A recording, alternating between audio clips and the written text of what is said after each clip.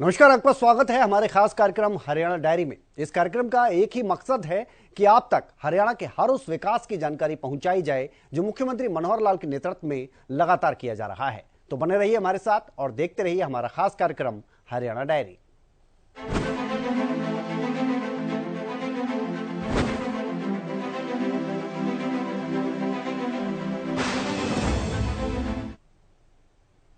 तो हरियाणा के मुख्यमंत्री मनोहर लाल ने राज्य में सभी हुक्का बार बंद करने का फैसला लिया है। सरकार की तरफ से यह कहा गया है कि हरियाणवी संस्कृति के परंपरागत हुक्का पर यह नियम लागू नहीं होगा। इसके अलावा भी मुख्यमंत्री ने कई और घोषणाएं की।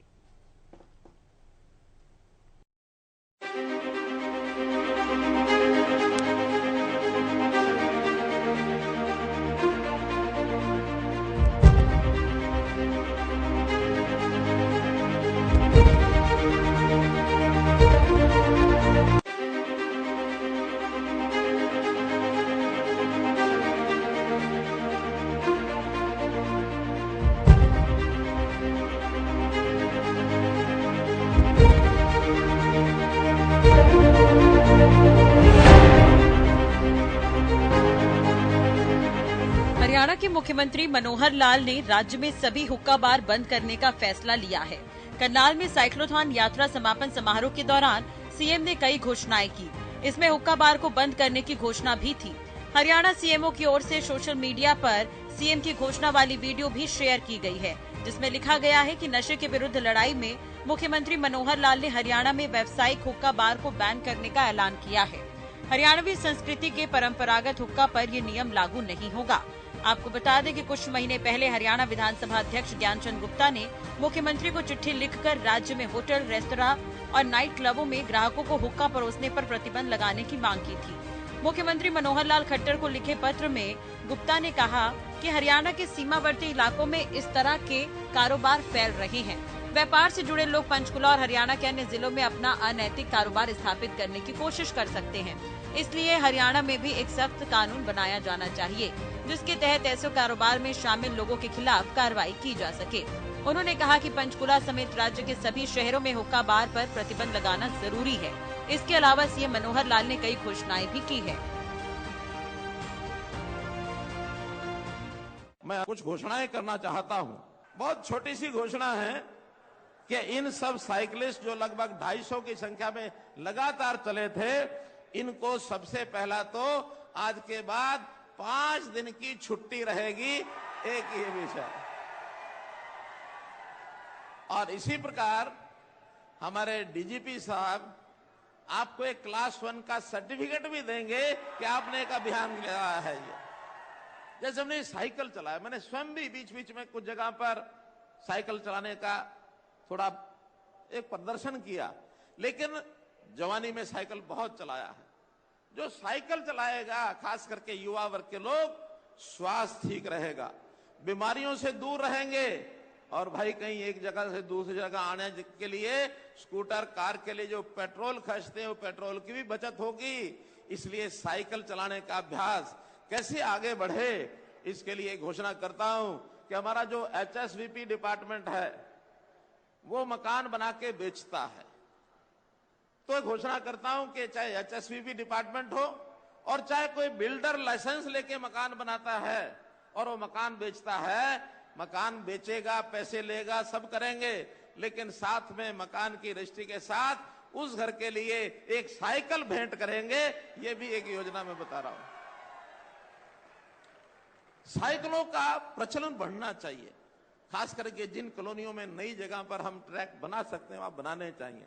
कोई कहता मेरे यहां साइकिल है तो साइकिल ना दे करके उसको 3000 रुपए की राशि ये वो भेंट करेंगे। तो इसलिए अपने स्वास्थ्य को ठीक रखने के लिए, अपने संस्कारों को ठीक रखने के लिए हरियाणा सरकार जो पहले कर रही है, आप लोगों का कोई भी और सुझाव आएगा, अच्छे सुझाव को हर समय लागू करने के लिए मनोहर लाल तैयार रहेगा।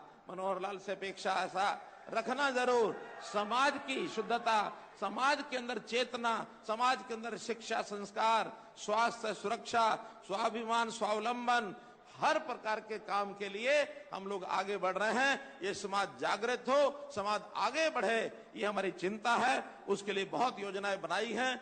आगे भी बनाएंगे। आपका सुझाव हो तो उसका स्वागत है। मैं एक सामाजिक घोषणा और करता हूं।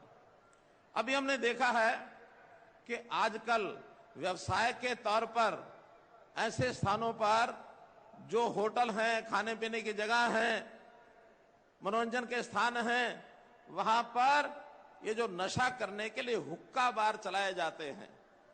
अभी कुछ प्रदेशों ने उस पर प्रतिबंध लगाया है और मैं आज घोषणा करता हूं कि हां, इन नशे वाले जितने भी व्यावसायिक हुक्का बार हैं, इनके ऊपर हरियाणा में प्रतिबंध लगाया जाएगा। एक विशेष बात जो हमें ध्यान रखनी चाहिए, हम हरियाणा के प्राचीन संस्कृति के लोग भी हैं। ये जो गांव में परंपरागत हुक्के होते हैं, जो गांव के अंदर बहुत सामान्य तौर पर अपने चौपाड़ में, अपने चारपाई पर बैठकर, मुड्डे पर बैठकर हमारे बुजुर्ग जो हुक्का पीते हैं, उसके ऊपर यह लागू नहीं होगा, क्योंकि ये भी बहुत जरूरी है। वरना कल को ये हो जाएगा, लो जी, हमारे बुजुर्ग जो हुक्के पर बैठते थे परंपरागत, यहां तो मंच पर भी कोई अगर किसी को देना होता है मोमेंटो देने के लिए हुक्का लाके पकड़ाते हैं। हुक्का माने जो इसका दुरुपयोग करते हैं, जो इसमें नशे की चीजें डाल करके और युवकों को खराब करते हैं। तो ऐसे व्यावसायिक स्थानों के इस हुक्का बार के ऊपर पूर्ण प्रतिबंध लगाने के लिए और ये मैं घोषणा करता हूं। नशा हमारे समाज के लिए एक बेहद बड़ा दुश्मन बना हुआ है और हरियाणा के युवाओं को भी अपनी गिरफ्त में ले रहा है। लेकिन मनोहर सरकार नशे की रोकथाम के लिए चौतरफा अभियान छेड़े हुए है। एक तरफ जहां पुलिस नशा तस्करों को गिरफ्तार कर रही है, तो वहीं सामाजिक तौर पर लोगों को जागरूक करने का काम भी किया जा रहा है। साधु संतों का सहयोग भी लिया जा रहा है।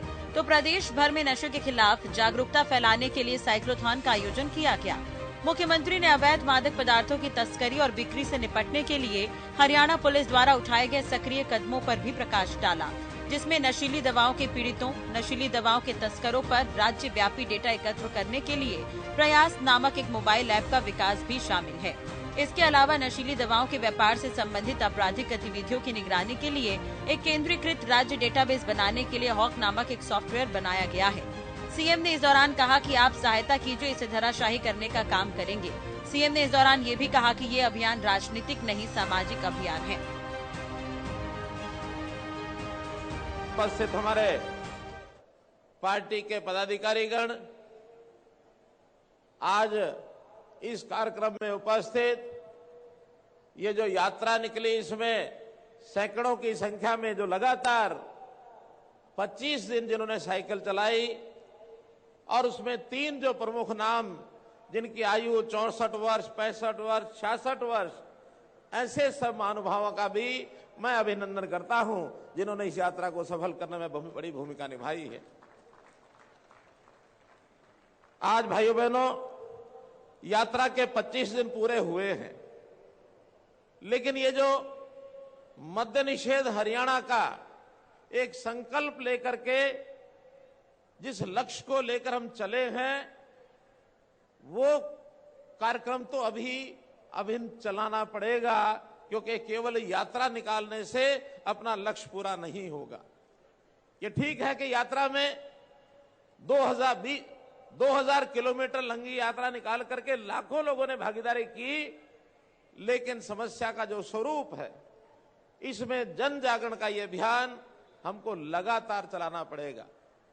न केवल जन जागरण, बल्कि जो लोग इसमें प्रभावित हुए हैं, ऐसे लोगों को ठीक रास्ते पर लाने के लिए उनके वो डी एडिक्शन सेंटर्स पर ले जा करके उनको इलाज भी करना पड़ेगा, उनको रिहेबिलिटेट करना भी पड़ेगा, ताकि पुनः वो वापसी ठीक मार्ग पर आकर के और पुनर्स्थापित हो जाए। और फिर ये सब काम में जो लोग इस विषय को आगे बढ़ाते हैं, इस ड्रग्स की सप्लाई करते हैं, जो एक ये चेन बनी हुई है, सप्लाई चेन, ऐसे तस्करी करने वाले, ये जो द्रव्य पदार्थ को बेचने वाले, ये स्मगल करके यहां लाने वाले, जिनके बहुत बड़े अपने मंसूबे हैं, उनको भी धराशायी करना पड़ेगा, उनके खिलाफ भी बड़ी कार्रवाई करनी पड़ेगी। जो सरकार के नाते मैं संकल्प लेता हूं कि आप सहायता कीजिए, इनको धराशायी करने में हम सब काम करेंगे। भाइयों बहनों, इस अभियान को चलाने के लिए शुरुआत की गई। जैसा स्वामी ज्ञानानंद जी ने बताया कि हमने 5 मई को मेरे अपने आवास पर कुछ संतों को आशीर्वाद से बुलाया था, आशीर्वाद लेने के लिए बुलाया था। वो एक दिन था ऐसा, मेरी आयु लगभग 70 साल होने वाली है। मैंने कभी भी जन्मदिन के नाते कोई ऐसा मन में विचार नहीं किया था कि लोग आए और बहुत बड़ी संख्या में मैं कोई इकट्ठा कुछ काम करूं। लेकिन जब उन्हें विचार आया कि आखिर इस दिन को एक संकल्प के रूप में जोड़ना हो तो संतों के आशीर्वाद से संकल्प लेकर आगे बढ़ना चाहिए। 5 मई से ये संकल्प आप लोगों के सामने मैंने लिया था, आपने आशीर्वाद दिया था और उसी दिन से इसमें बहुत से संत सन्यासी अपने अपने तरीके से सब काम कर रहे हैं। उसी का एक हिस्सा ये यात्रा था। उसी को मैं कहता हूं कम से कम 1 वर्ष तक हम पूरे हरियाणा में इस ढंग से आगे बढ़ाएं कि इस लक्ष्य की हम पूर्ति करें। जैसा बताया गया कि आज प्रातःकाल मैंने हरियाणा के साथ साथ हमारा बड़ा भाई पंजाब है, वहां के युवकों की भी चर्चा की थी, क्योंकि ये जो नशे की लत है इसकी कोई प्रांतीय सीमाएं नहीं होती। ये एक ऐसी बुराई है, ये ऐसा रोग है जो एक साइड से जब चलता है तो बिना किसी बाधा के ये आगे बढ़ता चला जाता है। तो हमारा पंजाब बहुत ज्यादा प्रभावित हो चुका है।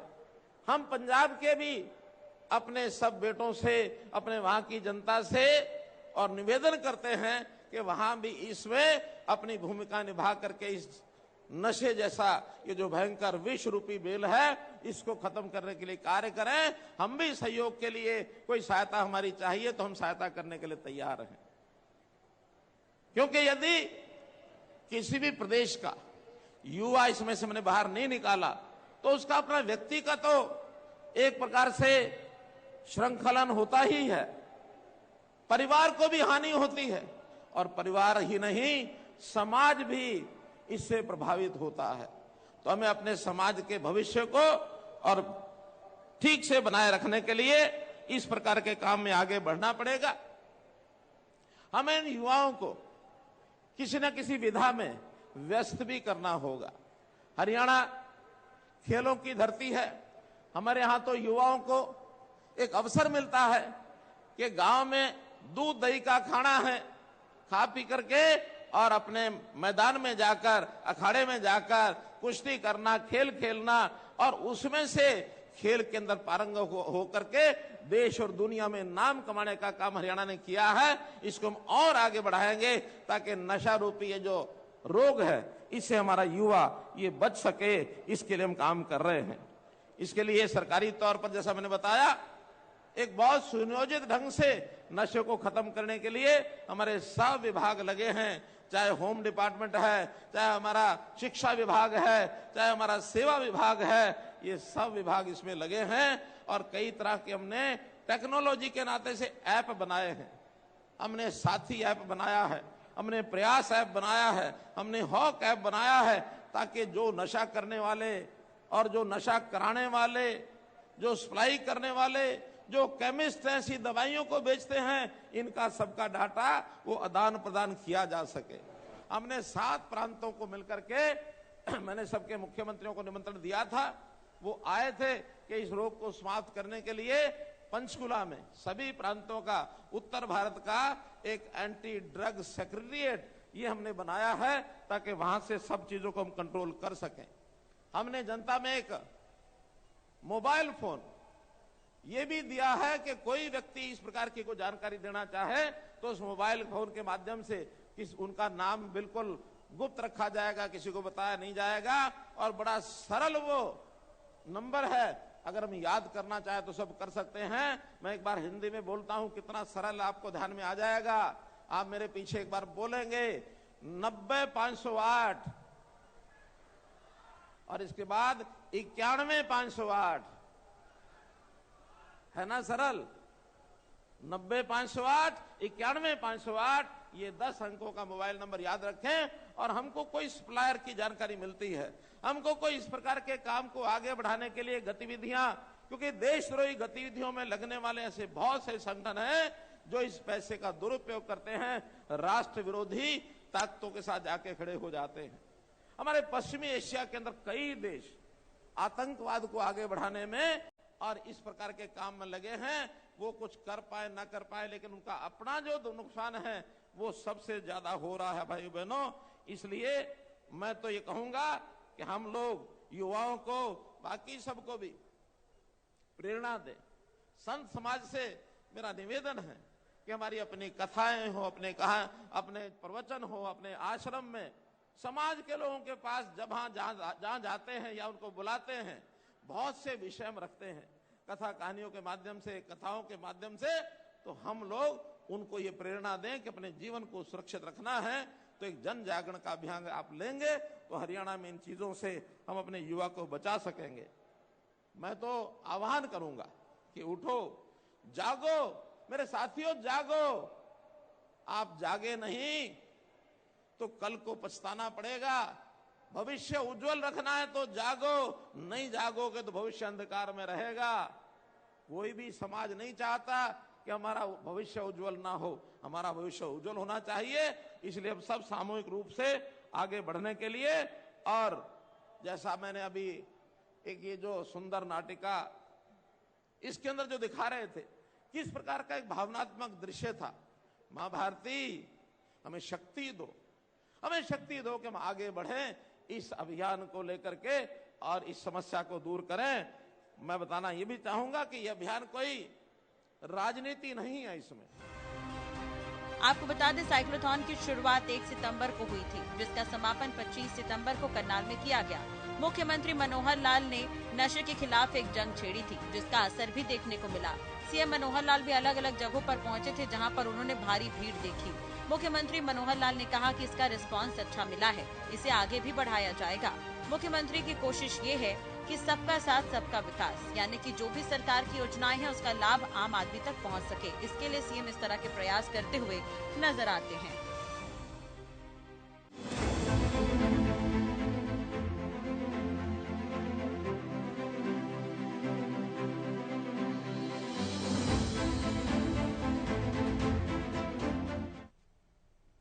वहीं हरियाणा के मुख्यमंत्री मनोहर लाल ने कहा है कि सरकारी साधनों पर पहला हक गरीबों का है। सरकार की ओर से गरीबों के लिए जितनी अधिक योजनाएं बनेंगी, समाज उतना ही सुखी होगा। सरकार गरीबों व वंचितों के विकास के लिए प्रयत्नशील है। इसके अलावा आपको बता दें, मुख्यमंत्री मनोहर लाल ने मंगलवार को अमृतसर में केंद्रीय गृह मंत्री अमित शाह की अध्यक्षता में हुई उत्तर क्षेत्रीय परिषद की 31वीं बैठक में हिस्सा लिया था। वहां पर ये तमाम बातें कहीं।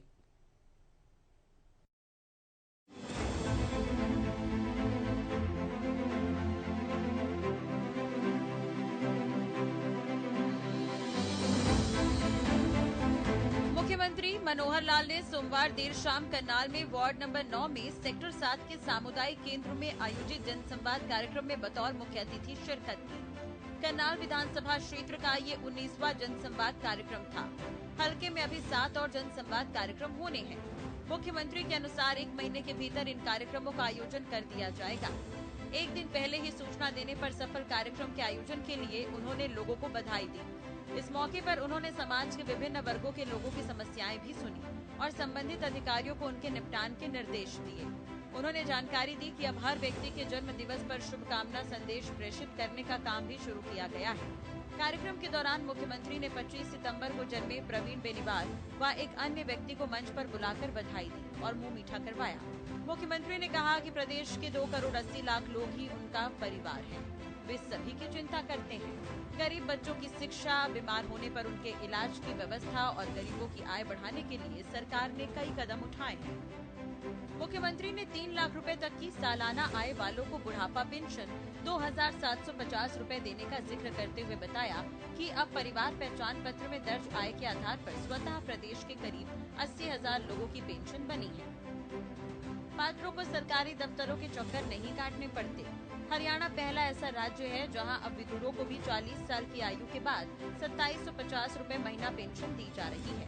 इतना ही नहीं, कुंवारों को भी पेंशन देने का निर्णय लिया गया है। उन्होंने कहा कि HSVP और लाइसेंसधारी फ्लैट बनाने वाले डेवलपर्स के लिए ये जरूरी किया गया है कि वे फ्लैट होल्डर को रजिस्ट्री कराते समय तोहफे के रूप में साइकिल भी दे। घर में मुहूर्त के समय साइकिल लाकर उसकी पूजा की जानी चाहिए। साइकिल चलाने से सेहत भी तंदुरुस्त रहती है। मुख्यमंत्री ने लोगों की शिकायतें सुनने के दौरान पंडाल में मौजूद लोगों से पूछा कि अभी तक किसकी बुढ़ापा पेंशन और परिवार पहचान पत्र नहीं बने हैं। साथ ही संबंधित अधिकारियों को निर्देश दिए कि मंगलवार तक इनकी पेंशन व परिवार पहचान पत्र बन जाने चाहिए। विधवा पुष्पा भाटिया के घर का 1,90,000 रुपए का बिजली बिल का निपटारा करने के लिए विद्युत निगम के अधिकारी को मुख्यमंत्री ने निर्देशित किया है। वरिष्ठ नागरिक मंच के ओपी गर्ग की शहीद भगत सिंह की प्रतिमा पर छाता लगवाने की मांग पर मुख्यमंत्री ने मूल्यांकन कराने का आश्वासन दिया। बीके निर्मला ने सेंटर के लिए सेक्टर 9 में जमीन उपलब्ध कराने की मांग की, जिस पर मुख्यमंत्री ने HSVP के EO को निर्देश दिए कि सामाजिक धार्मिक संस्थाओं के लिए सेक्टर में छोड़ी जगह का पता कर पार्षद को सूचित करें। उसके बाद ही विज्ञापन निकालकर नियमानुसार आगे की कार्रवाई की जाए। उन्होंने कहा कि 9 सेक्टर में जगह नहीं होगी तो आसपास के सेक्टरों में तलाश की जाएगी। सीएम मनोहर लाल ने SYL के मुद्दे पर भी बात की। हरियाणा के मुख्यमंत्री ने कहा कि रावी, सतलज और ब्यास के पानी का अधिशेष बिना चैनल वाला पानी पाकिस्तान में चला जाता है। पिछले 10 सालों में सतलज के पानी का औसतन 1.68 MAF और रावी ब्यास के पानी का 0.58 MAF पाकिस्तान की तरफ गया है। इसे रोकने के लिए SYL जरूरी है।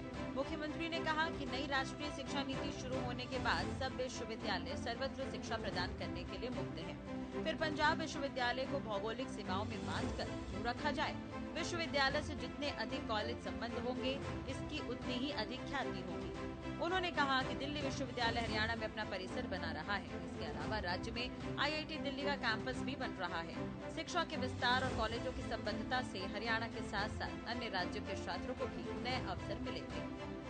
मुख्यमंत्री मनोहर लाल काफी व्यस्त चल रहे हैं। पिछले दिनों उन्होंने जनसंवाद किया, कई दौर की बैठकें ली। उसके बाद साइक्लोथॉन को भी हरी झंडी दिखाते हुए नजर आए। आपको बता दें कि साइक्लोथॉन के समापन के बाद मुख्यमंत्री मनोहर लाल करनाल पहुंचे थे, जहां पर ही उन्होंने ये जनसंवाद किया।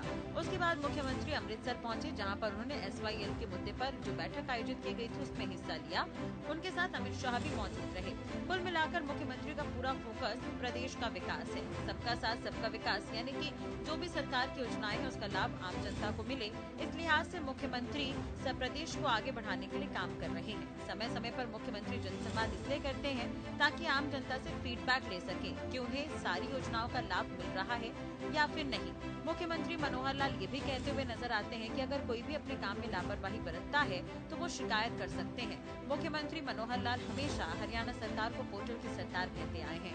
पोर्टल के माध्यम से आम जनता शिकायत कर सकती है, अपनी बात रख सकती है और सुझाव भी दे सकती है। तो मुख्यमंत्री मनोहर लाल के कुशल नेतृत्व में हरियाणा प्रदेश लगातार विकास की ओर अग्रसर है। ऐसे में हरियाणा का हर वर्ग सरकार के कार्यों से काफी संतुष्ट नजर आ रहा है, क्योंकि हरियाणा सरकार का एक ही मकसद है कि प्रदेश के अंतिम व्यक्ति का भी विकास किया जा सके। फिलहाल हमारे खास कार्यक्रम हरियाणा डायरी में आज के लिए इतना ही। आप देखते रहिए हरियाणा न्यूज।